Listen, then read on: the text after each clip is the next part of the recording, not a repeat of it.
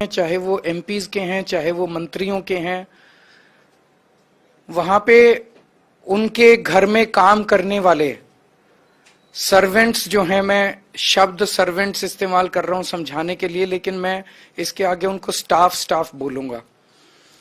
वो जो उनके यहाँ काम करने वाले सर्वेंट्स हैं, जो उनके सर्वेंट क्वार्टर में रहते हैं, वो स्टाफ की ढेर सारी समस्याएं हैं। उन लोगों की एक यूनियन है जिसके आज जगमोहन जी आए हुए हैं और कई सारे और उनके पदाधिकारी आए हुए हैं। उन लोगों के जीवन में बहुत सारी समस्याएं हैं जिसका मैं एक एक करके, आप लोगों को जान के ताज्जुब होगा, किसी भी सरकारी अफसर, एमपी, मंत्री को जब बंगला दिया जाता है तो उसके साथ सर्वेंट क्वार्टर होता है। उस सर्वेंट क्वार्टर में वो उन लोगों को रखते हैं जो उनके घर में काम करते हैं।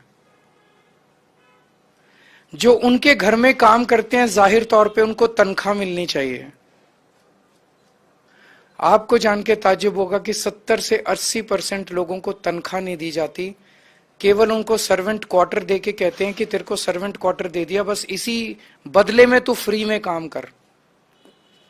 और फ्री में वो काम करने के लिए एक तरह से बंधुआ मजदूर बन जाता है वो। दूसरा, कई अफसरों ने, एमपीज ने और मंत्रियों ने सर्वेंट क्वार्टर किराए पे चढ़ाए हुए हैं, जो कि एक क्रिमिनल ऑफेंस है। इसके लिए जेल हो सकती है।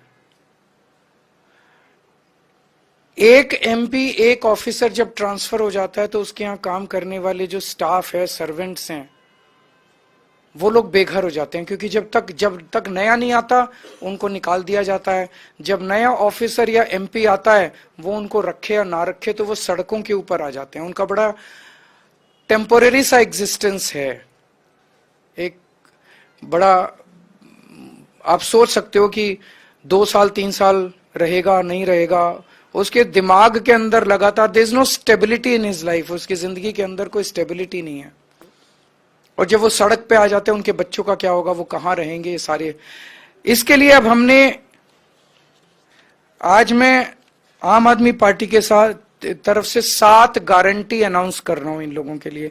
पहला, सर्वेंट रजिस्ट्रेशन पोर्टल। तो जब कोई व्यक्ति को, स्टाफ को निकाल दिया जाता है, कोई नया आता है, नए वाला कोई और रखना चाहता है, उसे ये नहीं पता मैं किसे रखूं, तो एक पोर्टल होगा जिसमें जो लोग अपनी सर्विसेज अवेलेबल कराना चाहते हैं, मान लीजिए कोई खाली है, वो अपने आप को रजिस्टर कर लेंगे, और जो नए आए हैं और वो सर्वेंट या स्टाफ ढूंढ रहे हैं, वो अपने आप को रजिस्टर करके एक दूसरे से मैचिंग हो जाएगी कि जो खाली बंदा है वो उनकी लिस्ट हो जाएगी, जो काम देने के लिए स्टाफ को ढूंढ रहे हैं उनकी लिस्ट, और ये एक दूसरे से इनकी मैचिंग हो सकती है। ये सर्वेंट रजिस्ट्रेशन पोर्टल बनाया जाएगा। इससे बहुत सारे लोगों की समस्याएं दूर हो सकती है। जैसे एक श्रमिक कार्ड हमने बनाया है, लेबर कार्ड, वैसा ही एक सरकारी सर्वेंट कार्ड या सरकारी स्टाफ, पर्सनल स्टाफ कार्ड बनाया जाएगा। और जैसे श्रमिक कार्ड के ऊपर सारी सुविधाएं मिलती हैं कई योजनाओं की, वैसे ही इन्हें भी वो सारी योजनाओं की सुविधाएं दी जाएंगी। एक सर्वेंट हॉस्टल या स्टाफ हॉस्टल बनाया जाएगा। किसी व्यक्ति को अगर निकाल दिया जाता है, उनके एमपीएस ऑफिसर ट्रांसफर हो गए, वो सड़क पे आ जाता है, तो टेम्परेरी कुछ महीने, कुछ साल के लिए वो उस हॉस्टल में रह सकता है, जब तक उसको फ्रेश नौकरी नहीं मिल जाती। ईडब्ल्यूएस के जो दिल्ली सरकार के मकान है, जो कि सस्ते रेट पे दिए जाते हैं, आसान किस्तों पे दिए जाते हैं, वो सर्वेंट या स्टाफ जो पर्सनल है उनको भी मुहैया कराए जाएंगे ताकि उन्हें इसका बेनिफिट मिल सके। इनके स्वास्थ्य के लिए मोबाइल मोहल्ला क्लिनिक लगाए जाएंगे। इनके काम के घंटे, इनकी तनख्वाह, इनकी वर्किंग कंडीशंस, इसके ऊपर नियम, कानून, कायदे बनाए जाएंगे और इसको क्रिमिनल ऑफेंस बनाया जाएगा।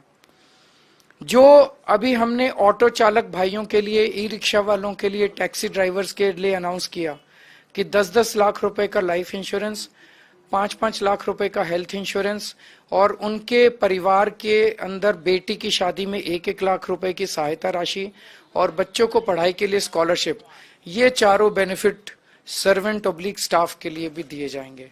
तो आज मैं इनके लिए ये गारंटियां अनाउंस कर रहा हूं। अगर मनमोहन जी 2 शब्द बोल